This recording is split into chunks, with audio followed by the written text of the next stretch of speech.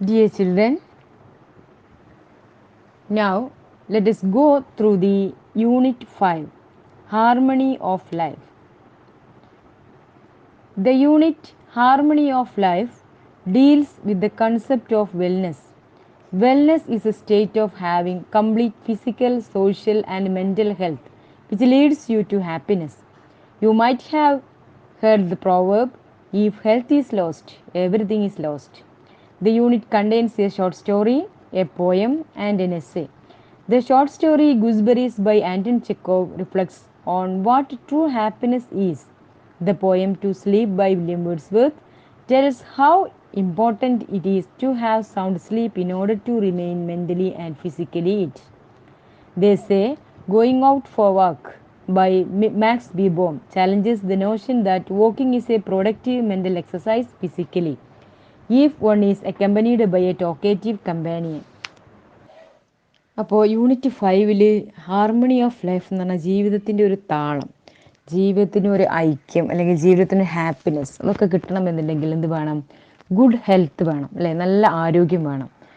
ഈ good health എന്ന് പറഞ്ഞാൽ state of complete physical, social and mental well being, not merely the absence of disease or infirmity. ശരിക്കും നല്ല ആരോഗ്യം എന്ന് പറയുന്നത് രോഗമോ അല്ലെങ്കിൽ ബലക്ഷയമോ ഇല്ലാത്തൊരവസ്ഥ മാത്രമല്ല, മറിച്ച് എന്താ, പൂർണ്ണമായും ശാരീരികമായും മാനസികമായും സാമൂഹികമായും നല്ലതായിരിക്കുന്ന ഒരു അവസ്ഥയാണ്. പിന്നെ ഹെൽത്ത് എന്ന് പറഞ്ഞാൽ is resource of everyday life, not the object of living, and is positive concept of emphasizing social and personal resources as well as physical capabilities. അല്ലാതെ ജീവിതത്തിൻ്റെ ലക്ഷ്യമല്ല, മാത്രമല്ല സാമൂഹിക ഒരു ആരോഗ്യം എന്നത് ദൈനംദിന ജീവിതത്തിൻ്റെ ഒരു ഉറവിടമാണ്. അല്ലാതെ ഒരു ജീവിതത്തിൻ്റെ ലക്ഷ്യമല്ല, മാത്രമല്ല സാമൂഹികവും വ്യക്തിപരമായിട്ടുള്ള ഉറവിടങ്ങളെയും ശാരീരികമായ കഴിവുകളെയും ഉറപ്പിക്കുന്ന ഒരു പോസിറ്റീവ് ആശയം കൂടിയാണ് എന്ത്, ആരോഗ്യം എന്ന് പറയുന്നത്. ഈ യൂണിറ്റിൻ്റെ അടിസ്ഥാന പ്രമേയം എന്ന് പറയുന്നത് the holistic concept of wellness, അതായത് പൂർണ്ണ ആരോഗ്യം എന്ന ഒരു ആശയമാണ്. It has a short story, poem and essay. Anton ചെക്കോവിൻ്റെ ഷോർട്ട് സ്റ്റോറിയായ ഗൂസ്ബെറീസ് അത് റിഫ്ലക്റ്റ് ചെയ്യുന്നത് belief in following one's dream and doing whatever it takes to achieve that. ഒരാൾ ഒരു സ്വപ്നം നെയ്യുന്നതും തുടർന്ന് അതൊക്കെ നടക്കുമെന്ന വിശ്വാസത്താൽ അത് നേടിയെടുക്കാൻ വേണ്ടി കഠിനാധ്വാനം ചെയ്യുക, അതുപോലെ തന്നെ ലൈഫിനെ സാക്രിഫൈസ് ചെയ്യുക, അതൊക്കെയാണ് ആൻറ്റൺ ചെക്കോവിൻ്റെ ഗൂസ്ബെറീസ് എന്ന ഈ ഷോർട്ട് സ്റ്റോറിയിൽ പറയുന്നത്. Then there is a poem to sleep by William Wordsworth stresses the importance of good sleep, ഉറക്കത്തിൻ്റെ പ്രാധാന്യത്തെക്കുറിച്ച് അദ്ദേഹം വിശദീകരിക്കുന്നു. Then there is an essay Going Out for Walk by Max Beerbohm challenges the notion that walking is a productive mental exercise. ഈ going out for a walk എന്ന ഉപന്യാസത്തിലൂടെ എസ്സേയിലൂടെ max ബീർബോം അടിവരയിട്ട് പറയുന്നത് എന്താണെന്ന് വെച്ചാൽ വെല്ലുവിളിക്കുന്നത് നടത്തം, പ്രത്യേകിച്ച് ഒരു സംസാരപ്രിയനോടൊപ്പമുള്ള നടത്തം, അത് ഫലപ്രദമായത് ഒരു മാനസിക വ്യായാമമാണെന്ന സങ്കല്പത്തെയാണ്. അപ്പോൾ സംസാരപ്രിയനോടൊപ്പമുള്ള ഈ നടത്തം എങ്ങനെയാണ് ഒരു മെൻ്റൽ എക്സസൈസ് ആവുന്നത്, അതാണ് ഇവിടെ മാക്സ് ബീർബോം റീഡേഴ്സിനോട് ചോദിക്കുന്നത്. ചാപ്റ്റർ വായിച്ച് കഴിയുമ്പോൾ നമുക്ക് മനസ്സിലാവും അതൊരു മെൻ്റൽ എക്സസൈസ് ആണ് എന്നുള്ളതിൽ തർക്കമില്ല. But especially if one is with a talkative companion, സംസാരപ്രിയനോടൊത്തുള്ള നടത്തം അത് എത്രമാത്രം ഫലപ്രദമാവും എന്നുള്ള കാര്യം നമുക്ക് നോക്കാം. Now let us discuss The Gooseberries, a short story by Anton Chekhov. When the story begins, the sky was overcast with clouds. Two old men, Ivan, a veterinary surgeon, and Bokin, the schoolmaster, were walking across the field. Ivan wanted to tell his friend a story, but at the time the rain began to fall, and the two men went to their friend Alyokin's estate. There they found Alyokin standing in one of his barn near a winnowing machine. He was tall and stout and looked like a professor. Alyokin was happy to see his friend and he invited them to his house. അവിടെ നമ്മൾ story തുടങ്ങുന്ന സമയത്ത് നമുക്ക് കാണാൻ പറ്റുന്നത് ആകാശത്തിൻ്റെ, അതായത് പിന്നെ ഗ്ലൂമി ആയിട്ട് നിൽക്കുന്ന ഒരു ആകാശത്തെയാണ്. അത് ആ കാർമേഘങ്ങളെ കൊണ്ട് മൂടപ്പെട്ടിട്ടുണ്ട്. അതിൽ അങ്ങനെയുള്ള ഒരു അറ്റ്മോസ്ഫിയറിലാണ് ടു ഓൾഡ് മെൻ, രണ്ട് വയസ്സായവർ Ivan a veterinary surgeon, Ivan എന്ന് പറയുന്ന ഒരു മൃഗഡോക്ടറും ആൻഡ് ബെർക്കിൻ എന്ന് പറയുന്ന ഒരു സ്കൂൾ മാസ്റ്ററും കൂടി ഇവിടേക്ക് പോകുന്നത് ആ ഫീൽഡിലൂടെ ഇങ്ങനെ നടക്കുകയായിരുന്നു. Ivan wanted to tell his friend story. ഇവാന് അവൻ്റെ ഫ്രണ്ടിനോട്, അദ്ദേഹത്തിൻ്റെ ഫ്രണ്ടിനോട് കഥ പറയാന്ന് പണ്ട് തീരുമാനിച്ചു വെച്ചതാണ്. ആ സമയത്താണ് മഴ ഇങ്ങനെ പെയ്യാൻ തുടങ്ങിയത്. ആൻഡ് ആ രണ്ട് മനുഷ്യന്മാരും കൂടി എന്ത് ചെയ്തു, അവരുടെ തൊട്ടടുത്ത് ആ എസ്റ്റേറ്റിൽ ആലിയോക്കിൻ്റെ വീടുണ്ട്, അവിടേക്ക് പോയി. അവിടെ വെച്ച് ആലിയോക്കിനെ കാണുന്നു. അവിടെ വിന്നോയ് മെഷീൻ്റെ അടുത്താണ് ആലിയോക്കിനെ കാണുന്നത്.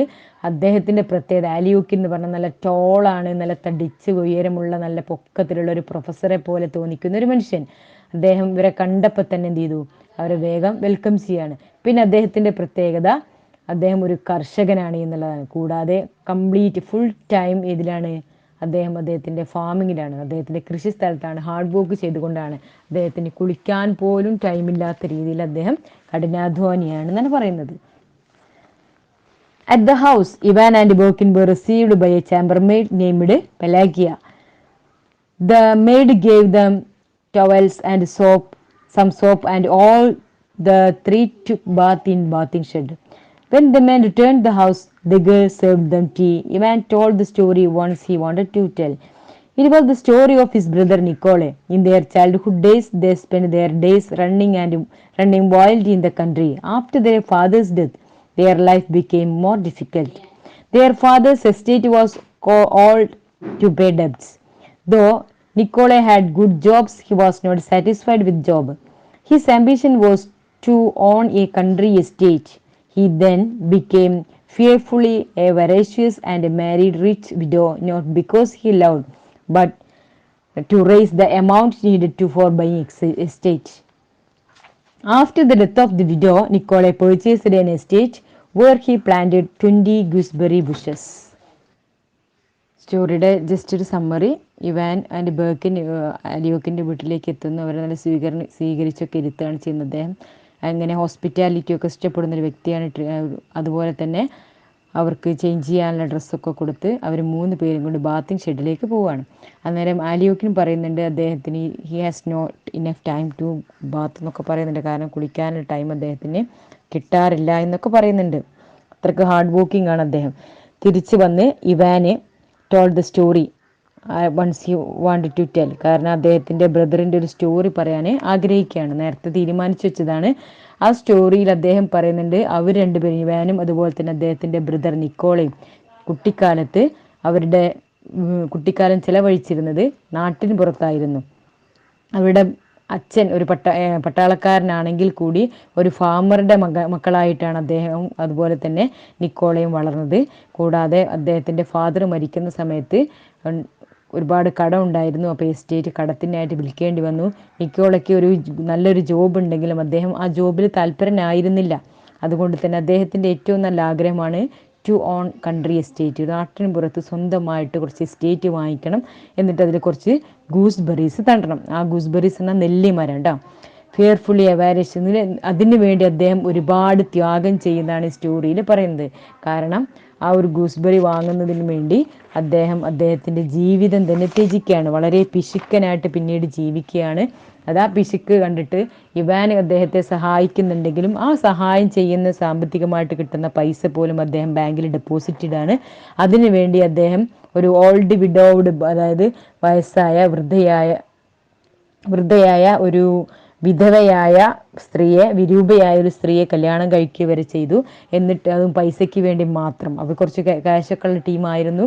അതുകൊണ്ട് ആ പൈസ കൂടി ഇവരെന്ത് ചെയ്തു, ബാങ്കിൽ കൊണ്ടുപോയിടാണ് ചെയ്തത്. അവരെയും പട്ടിണിക്കിട്ടാണ് ഇയാൾ പൈസ സ്വരൂപിച്ചിരുന്നത്. അങ്ങനെ അവരുടെ മരണശേഷം ശരിക്കും ഇയാൾക്ക് 300 ഏക്കറിൻ്റെ ഒരു സ്ഥലം വാങ്ങുകയും അവിടെ, പക്ഷെ അദ്ദേഹത്തിൻ്റെ സ്വപ്ന സാഫല്യമായിട്ടുള്ള ആ ഗൂസ്ബെറീസ് മാത്രം ഉണ്ടായിരുന്നില്ല.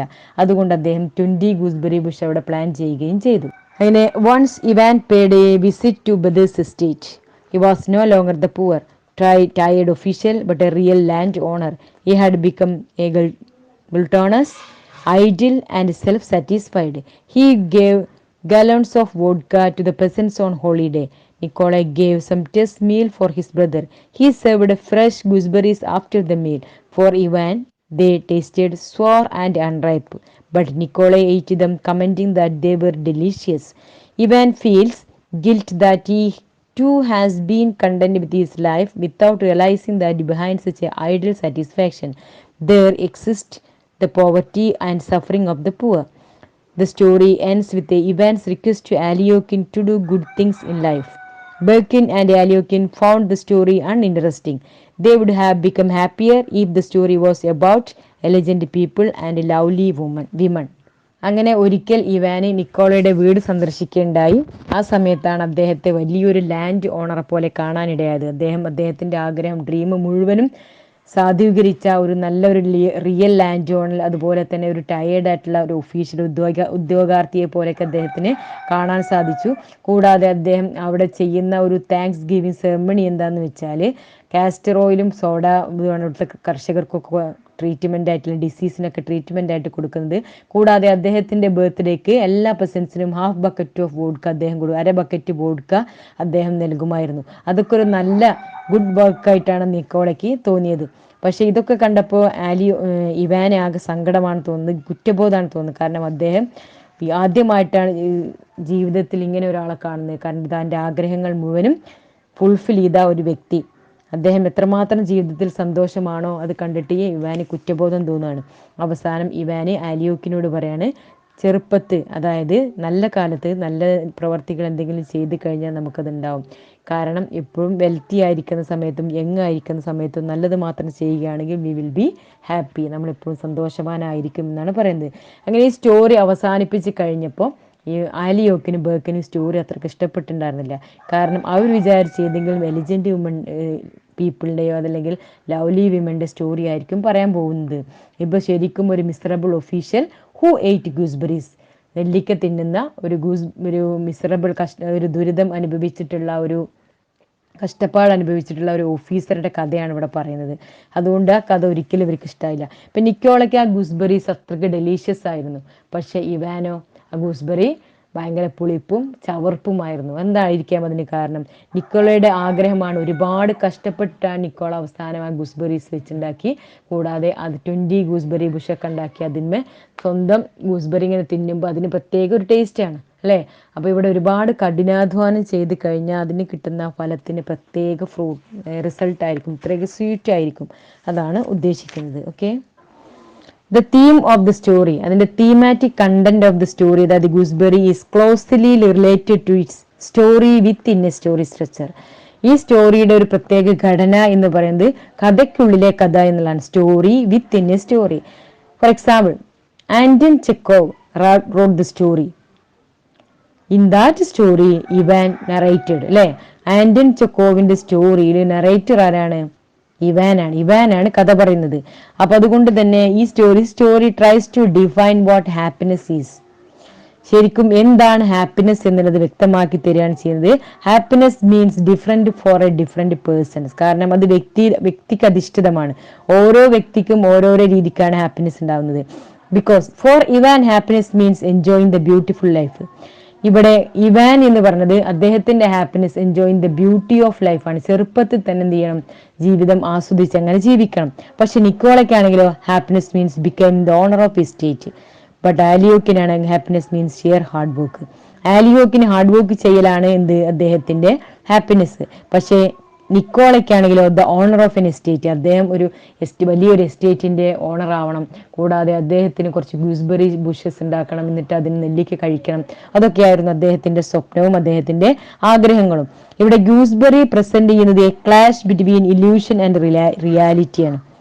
കാരണം Ivan is more practical and he represents those living an average life. Nikola symbolises happy but impractical mean.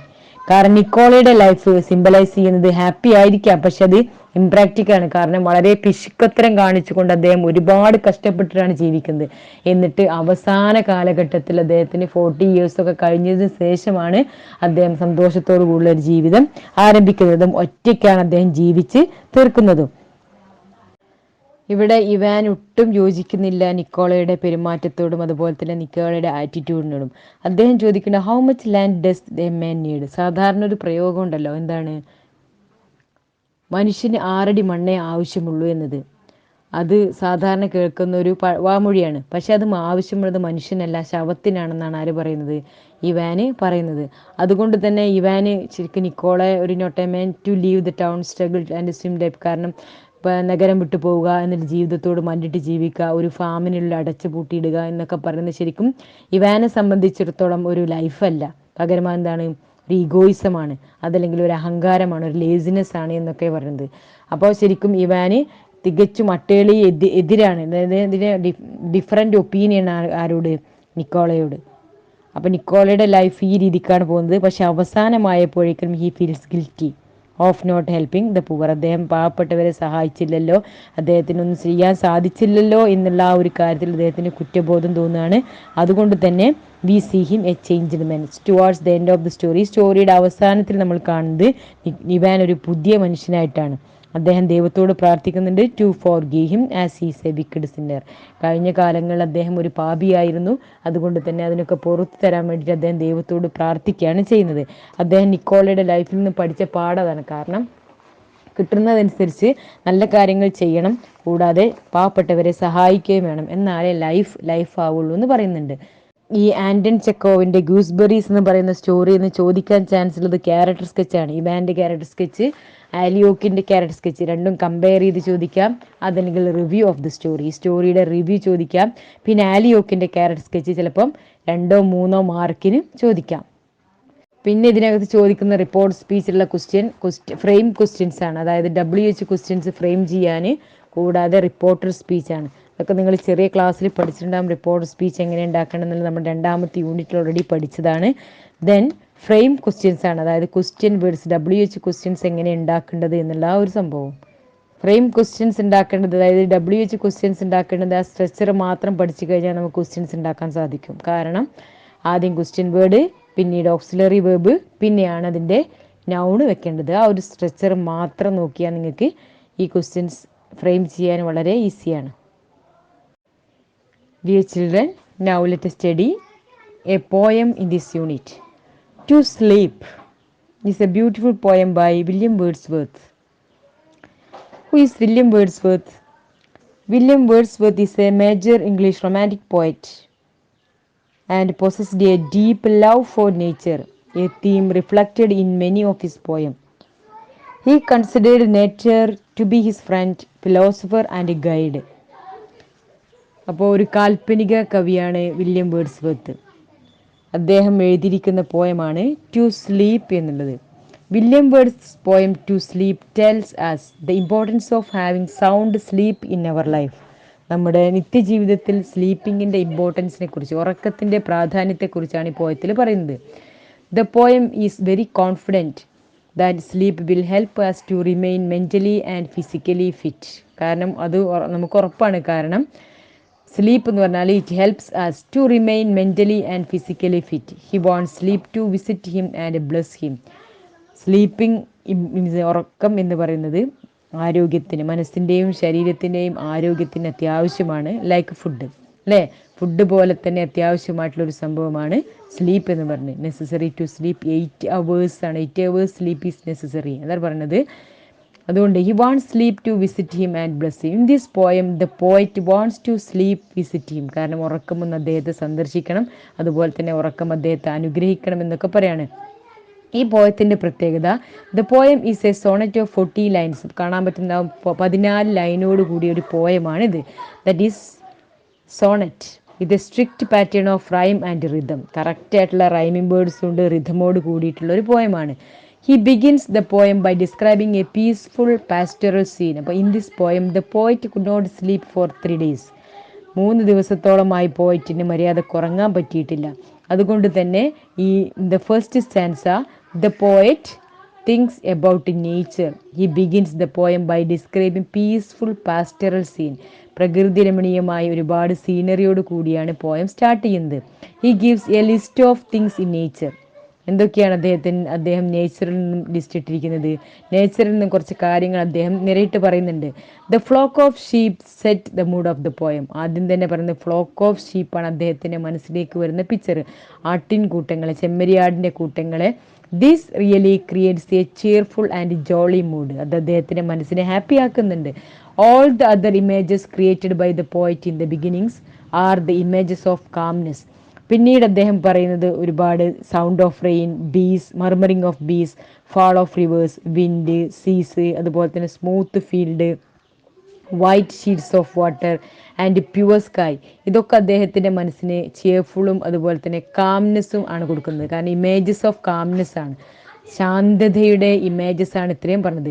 He's optimistic, അദ്ദേഹം വളരെയധികം ശുഭാപ്തി വിശ്വാസക്കാരനാണ്. To think that all the peaceful images in the nature will help him to get a sound sleep. ഇത്രയും ചിന്തകളൊക്കെ അദ്ദേഹത്തിൻ്റെ മനസ്സിലേക്ക് വരുത്തിയത് അദ്ദേഹത്തിന് എന്ത് കിട്ടാൻ വേണ്ടിയാണ്? To get a sound sleep, മര്യാദക്ക് നല്ല ഉറക്കം കിട്ടുന്നതിന് വേണ്ടിയാണ്. In the second stanza intensify the sadness of the mood. രണ്ടാമത്തെ സ്റ്റാൻസയിൽ സാഡ്നെസ്സിനെ കുറിച്ചാണ് പറയുന്നത്. The second stanza intensifies the sadness of the mood. He could hear the melodies of the small birds and the sad song of the cuckoo. രണ്ടാമത്തെ സ്റ്റാൻസയിൽ അദ്ദേഹത്തിൻ്റെ change മാറുകയാണ്, mood മാറുകയാണ്. അദ്ദേഹത്തിന് അവിടെ കേൾക്കാൻ സാധിക്കും, തീരെ ഉറങ്ങാൻ പറ്റുന്നില്ല. അപ്പോൾ അദ്ദേഹത്തിൻ്റെ മെലഡീസ്, അതായത് നല്ല ബ്യൂട്ടിഫുൾ സോങ് ആയിട്ട് സ്മോൾ ബേർഡ്സിൻ്റെ നല്ല മനോഹരമായിട്ടുള്ള സോങ്, അതുപോലെ തന്നെ പിന്നെ കുക്കു ബേർഡിൻ്റെ കുയിലിൻ്റെ സ്വരം, അതൊക്കെയാണ് കേൾക്കുന്നത്. The birds cry is personified and it seems the poet as sad cry. കാരണം ഉറങ്ങാൻ പറ്റാത്തവൻ്റെ മനോവിഷമം എല്ലാവർക്കും അറിയാൻ സാധിക്കുന്നതാണ്. അപ്പോൾ അദ്ദേഹത്തിൻ്റെ ആ sadness through reflect the birds. The cries are negatively presented here because it reminds the poet that morning comes soon. കാരണം അത് കാണിക്കുന്നത് പ്രഭാതം പെട്ടെന്ന് വരും. അപ്പോൾ അതുവരെ അദ്ദേഹം എന്ത് ചെയ്യാണ്? ഉറങ്ങാതിരിക്കുകയാണ്. The melancholy mood is further intensified in the third stanza. കൂടാതെ ഇനി മനോഹരം മെലങ്കളി മൂഡ് തേർഡ് സ്റ്റാൻസയിലും കാണിക്കുന്നുണ്ട്. The poet shares his feeling that he can't win sleep by any stealthy means. എങ്ങനെയെങ്കിലും ഉറക്കം അദ്ദേഹത്തെ കീഴ്പ്പെടുത്തണം, അതുമാത്രമാണ് അദ്ദേഹത്തിൻ്റെ ഒരു എയിം. അതുകൊണ്ട് തന്നെ അദ്ദേഹം പറയാണ് is already spend 2 sleepless night. കാരണം ഓൾറെഡി 2 നൈറ്റ് അദ്ദേഹത്തിന് ഉറക്കമില്ലാത്തതായിരുന്നു. He wishes to win sleep the third night. മൂന്നാമത്തെ രാത്രിയെങ്കിലും അദ്ദേഹം എന്താഗ്രഹിക്കുന്നുണ്ട്? ഉറങ്ങണമെന്ന് ആഗ്രഹിക്കുന്നത്. അതല്ലെങ്കിൽ അദ്ദേഹത്തിന് ജീവിക്കാൻ സാധിക്കില്ല, ജീവിതത്തിൽ റിഫ്രഷ്മെൻറ്റ് കിട്ടില്ല എന്ന് പറയാണ്. അതുകൊണ്ട് അദ്ദേഹം ദൈവത്തോട് പ്രാർത്ഥിക്കുകയാണ്, do not let me wear the night away. ഇന്നത്തെ രാത്രി കൂടി ഉറക്കം എന്നിന്ന് ഒളിച്ചു പോവരുത്. The last stanza makes a difference in the mood. അപ്പോൾ അവസാനത്തെ സ്റ്റാൻസ് എന്താ പറയുന്നത്? അതിൻ്റെ ആ മൂഡിനെ ഒരു ചേഞ്ച് വരുത്താണ്. He thinks about the wealth and happiness that sleep will bring. തീർച്ചയായിട്ടും ഉറക്കം മാത്രമേ നമുക്ക് സന്തോഷവും സമ്പത്തും കൊണ്ടുവരുള്ളൂ. ഉറക്കമുണ്ടെങ്കിൽ നമുക്ക് എനർജറ്റിക് ആയിട്ട് നടക്കാൻ സാധിക്കുള്ളൂ, ആരോഗ്യപരമായിട്ട് നടക്കാൻ സാധിക്കുള്ളൂ. The happiness that sleep will bring. He attributes all the morning's glory, freshness of thought and joys health to sleep. നന്നായിട്ട് ഉറങ്ങിയെങ്കിലേ പിറ്റേ ദിവസത്തെ പ്രഭാതം നമുക്ക് എന്താക്കാൻ പറ്റുള്ളൂ? സന്തോഷഭരിതമായും അതുപോലെ തന്നെ ഹെൽത്തി ആക്കാൻ സാധിക്കുള്ളൂ. അതല്ലെങ്കിൽ ആകെ ഉറക്കച്ചവടോടുകൂടി നമുക്ക് യാതൊരു കാര്യത്തിലും ഇൻട്രസ്റ്റ് ഉണ്ടാവില്ല. നന്നായിട്ട് വർക്ക് ചെയ്യണമെന്നുണ്ടെങ്കിലും നന്നായിട്ട് നമ്മുടെ കാര്യങ്ങൾ നടക്കണമെന്നുണ്ടെങ്കിൽ we have to sound sleep at night. He makes a prayer in the end. അവസാനം അദ്ദേഹം പ്രാർത്ഥിക്കുകയാണ്, come blessed barrier between day and day. അതുകൊണ്ട് തന്നെ 2 പകലുകൾക്കിടയിലുള്ള ഒരു തടസ്സം, ഒരു ബ്ലെസ്ഡ് ബാരിയറാണ് ഉറക്കം എന്ന് വെച്ചാൽ അനുഗ്രഹീതമായിട്ടുള്ള ഒരു തടസ്സം എന്ന് വെച്ചാൽ ഭാരങ്ങളൊക്കെ ഇറക്കി വെക്കാൻ പറ്റുന്ന ഒരു സമയമാണ് രാത്രിയുടെ ഉറക്കം, അല്ലേ? അപ്പോൾ അതുകൊണ്ട് തന്നെ അങ്ങനെയുള്ള ഉറക്കത്തെ എനിക്ക് തരണം. കൂടാതെ മദർ ഓഫ് ഫ്രഷ് തോട്ട്, അതായത് നല്ല ചിന്തകളുടെ അമ്മ എന്ന് പറയുന്ന ഉറക്കമാണ് ഇവിടെയൊക്കെ പേഴ്സോണിഫൈസ് ചെയ്തിരിക്കുകയാണ് poet. The poem is really helpful for the readers to have a better view of life by living close to nature. കൂടാതെ ഈ പോയത്തിൻ്റെ ഒരു മെസ്സേജ് എന്ന് പറയുന്നത് നേച്ചറുമായിട്ട് കൂടുതൽ അടുക്കാൻ ജനങ്ങൾക്ക് ഒരു ആവേശം പകരുകയാണ്. And highlights the positive aspect of sound sleep. കൂടാതെ നല്ല ഉറക്കത്തിൻ്റെ പോസിറ്റീവ് ആസ്പെക്ട്സിനെ കുറിച്ചും അദ്ദേഹം പറയുന്നുണ്ട്. It appeals everyone as the real issue faced by man. കാരണം ഇന്ന് ജനങ്ങൾ നേരിടുന്ന ഒരുപാട് പ്രശ്നങ്ങൾക്ക് പരിഹാരമാണ് നല്ല ഒരു ഉറക്കം. ഉറക്കം എന്ന് കിട്ടണമെന്നുണ്ടെങ്കിൽ നമുക്ക് നല്ല മനസ്സുണ്ടായിരിക്കണം. നല്ല മനസ്സുണ്ടാവണമെന്നുണ്ടെങ്കിൽ നല്ല ചിന്തകൾ ഉണ്ടാവണം. അപ്പം നല്ല ചിന്തകൾ ഉണ്ടാവണമെങ്കിൽ നമ്മൾ എപ്പോഴും ഇതിനെക്കുറിച്ച് മാത്രം ചിന്തിക്കുക, നല്ലതിനെക്കുറിച്ച് മാത്രം ചിന്തിക്കുക. The philosophical statement without the what is all the morning's wealth is one worth to study. അപ്പോൾ അതുകൊണ്ട് തന്നെ ഉറക്കം ഇല്ല എന്നുണ്ടെങ്കിൽ പിറ്റേ ദിവസത്തെ പ്രഭാതം ഒരിക്കലും വേർത്തി ആവില്ല എന്നാണ് പറയുന്നത്. The poet employs many poetic devices. ഇനി ഈ പോയറ്റിൽ ഒരുപാട് പോയറ്റിക് ഡിവൈസസ് പറയുന്നുണ്ട്. എന്ന് വെച്ചാൽ അലിട്രേഷൻ ഉപയോഗിച്ചിട്ടുണ്ട്, അസോണൻസ് ഉപയോഗിച്ചിട്ടുണ്ട്, മെറ്റഫർ ഉപയോഗിച്ചിട്ടുണ്ട്, പേഴ്സോണിഫിക്കേഷൻ, ഓക്സിമോറോൺ ഒക്കെ ഉപയോഗിച്ചിട്ടുണ്ട്. മെറ്റഫർ എന്ന് പറയുന്നത് ഏതൊക്കെയാണ് ശരിക്ക്? അസോണൻസ് പറയുന്നത് ബീസ്, സീസ് എന്നൊക്കെ പറയുന്ന അസോണൻസ് ആണ് ഈ റിപ്പീറ്റ് ചെയ്തിരിക്കുന്നത്. ആലിട്രേഷൻ പറയുന്നത് ഇതൊക്കെയാണ്. Flock, leisurely, L sound repeat ചെയ്തിട്ടുണ്ട്. സ്മൂത്ത് സൗണ്ട് എന്നുള്ളത് സ്റ്റെൽത്തി, വെൽത്തി, എസ് റിപ്പീറ്റ് ചെയ്തിരിക്കുകയാണ്. പിന്നെ അതുപോലെ തന്നെ metaphor also to be mother as the barrier between day and day എന്ന് പറയുന്നുണ്ട്. പേഴ്സോണിഫിക്കേഷൻ പറയുന്നുണ്ട്. മദർ ഓഫ് ഫ്രഷ് തോട്ട് എന്ന് പറഞ്ഞ അമ്മയായിട്ടാണ് ഇവിടെ എന്ത് ചെയ്തിരിക്കുന്നത്, ഉറക്കത്തെ കണ്ടിരിക്കുന്നത്. പിന്നെ അതുപോലെ ഓക്സിമോറൺ, ബ്ലിസ്ഡ് ബാരിയർ, അതായത് ഓപ്പോസിറ്റ് ആയിട്ടുള്ള കാര്യങ്ങളെ കുറിച്ച് പറയാം. റൈം സ്കീം ആണെങ്കിൽ ABBA, CDC ആൻഡ് DCD എന്നുള്ളതിനൊക്കെയാണ് ഉപയോഗിച്ചിരിക്കുന്നത്. Although the poem treats a simple theme, it has a deeper insight and philosophy of life. കാരണം സിമ്പിൾ തീമാണെങ്കിലും നല്ല ഒരു ഇൻസൈറ്റാണ്, മനുഷ്യൻ്റെ ഫിലോസഫിക്കലായിട്ടുള്ള കാര്യങ്ങൾക്ക് ഒരു ഉൾക്കാഴ്ചയാണ് കൊടുത്തിരിക്കുന്നത്. Modern people are interested to do everything instantly. ഇന്ന് ജനങ്ങളെല്ലാം പെട്ടെന്ന് കിട്ടാൻ ആഗ്രഹിക്കുന്നവരാണ്. അതുകൊണ്ട് തന്നെ they want to have instantly by swallowing sleeping pills. ഉറക്കം കിട്ടുന്നതിന് വേണ്ടി വല്ല സ്ലീപ്പിംഗ് പിൽസോ അതുപോലത്തെ അല്ലെങ്കിൽ ഡ്രിങ്ക്സൊക്കെ കഴിച്ചിട്ടാണ് ഉറങ്ങാറുള്ളത്, അല്ലേ? അതല്ല better. The poem is really an answer to the problems of the modern people. അതുകൊണ്ട് തന്നെ ഈ പോയം ആധുനിക ജനങ്ങൾക്ക് ഒരു മറുപടിയാണ്. ഉറക്കം കിട്ടാത്തതിന് ഇൻസ്റ്റൻ്റ് ആയിട്ടുള്ള സൊല്യൂഷൻ തേടാതെ നമുക്ക് പ്രകൃതിയുമായിട്ട് കൂടുതൽ അടുക്കുക, പ്രകൃതിയിലേക്ക് നല്ല നല്ല കാര്യങ്ങളെക്കുറിച്ച് ചിന്തിക്കുക. Then the sleep embraced us. തീർച്ചയായിട്ടും സ്ലീപ്പ് നമ്മളിൽ അടുത്തേക്ക് തന്നെ വരുമെന്നാണ് പറഞ്ഞത്. അപ്പോൾ പോയം കൂടെ കഴിഞ്ഞു. Next chapter in this unit is an essay, going out for a walk. പുറത്തേക്കൊരു നടത്തം. ഇപ്പം എന്തായാലും സ്ലീപ്പിംഗ് കഴിഞ്ഞാൽ പിന്നെ നമ്മൾ അടുത്ത് ചെയ്യേണ്ട പരിപാടി എന്താണ്? ഒരു എക്സസൈസ് ആണ്, അല്ലേ? അവിടെ മോർണിംഗ് വാക്കിനെ കുറിച്ചാണ് പറയുന്നത്. In the essay Max Beerbohm says going out for a walk challenges the notion that walking is a productive mental exercise, especially if one is accompanied by a talkative companion. ശരിക്കും walking എന്നുള്ളതൊരു mental എക്സസൈസാണ്, ഒരു മാനസികമായിട്ടുള്ള വ്യായാമം ആണെങ്കിൽ കൂടി അത് വേറെ നല്ല സംസാരപ്രിയനായിട്ടുള്ള ഒരു കമ്പാനിയൻ്റെ കൂടെ പോവുകയാണെങ്കിൽ അത് എത്രമാത്രം യൂസ്ഫുൾ ആയിരിക്കും.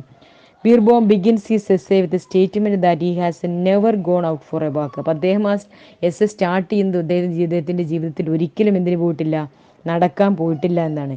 If there is no reason to do so, അതിന് പ്രത്യേകിച്ച് കാരണമൊന്നുമില്ല. ഈ says that he is lucky enough to live in London as he won't he is called by his friend to come out for a walk. അദ്ദേഹം വളരെ ഭാഗ്യവാനാണെന്ന് പറയാണ്. കാരണം എന്താണ്? അദ്ദേഹം ലണ്ടൻ സിറ്റിയിൽ ജീവിക്കുന്ന സമയത്ത് അദ്ദേഹത്തെ ആരും വാക്കിങ്ങിന് നിർബന്ധിച്ച് കൊണ്ടുപോകാറില്ല എന്ന്. The busy and noisy London street are not suitable for walking. കാരണം എന്താണ്? ലണ്ടൻ സിറ്റിയിൽ ആ തിരക്ക് അവിടെ ഒരിക്കലും നോട്ട് സ്യൂട്ടബിൾ ഫോർ വാക്കിംഗ്, അല്ലേ? But if he's out of London, പക്ഷേ ലണ്ടന് പുറത്താകുന്ന സമയത്ത് his friends compelled him to come out for walk. അദ്ദേഹത്തെ നിർബന്ധിച്ചുകൊണ്ട് നടക്കാൻ വേണ്ടി നിർബന്ധിക്കുമായിരുന്നു. Most often he denies their request by giving some excuses. അധിക സമയം അദ്ദേഹം ആ ഒരു കമ്പലിങ് നിരുത്സാഹപ്പെടുത്തും, അതായത് റിഫ്യൂസ് ചെയ്യും, നിരസിക്കും. കാരണം എന്താണ്? അദ്ദേഹം ഓരോ എക്സ്ക്യൂസ് കൊടുക്കും. അദ്ദേഹം പറയും എനിക്ക് കത്തെഴുതാനുണ്ട്, അതല്ലെങ്കിൽ എനിക്ക് വേറെ എന്തെങ്കിലും കാര്യങ്ങൾ ചെയ്യാനുണ്ടെന്നൊക്കെ പറയും. Beerbohm that if someone forces for takes him for walk the brain shut off. അദ്ദേഹം പറയാണ് തീർച്ചയായിട്ടും രാവിലത്തെ നടത്തം നമ്മുടെ ബ്രെയിൻ സ്റ്റോപ്പ് ചെയ്യിക്കുകയാണ് ചെയ്യാൻ. To underscore this opinion he tells the story of the man who takes him for a walk and does nothing.